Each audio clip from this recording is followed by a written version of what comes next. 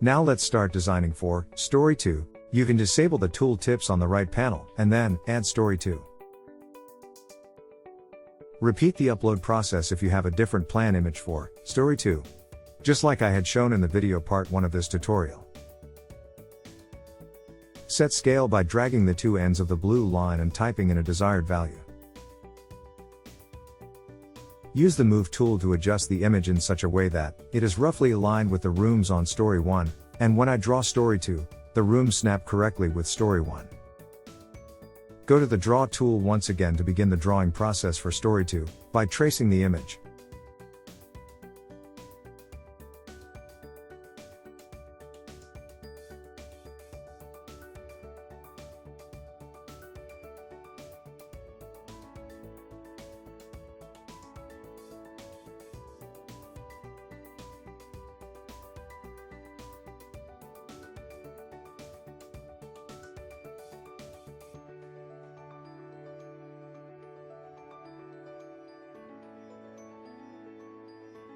Start labeling the masses as per your design for Story 2.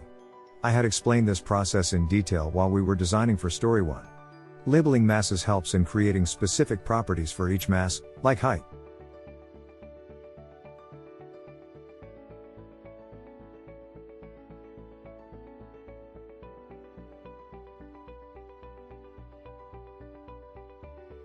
Click Home icon to view the model in 3D.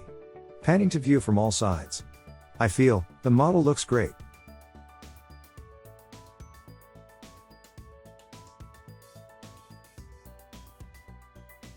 Click Stories on the right panel to see the plan view. Click on Story 1 or Story 2 to toggle between their plan views.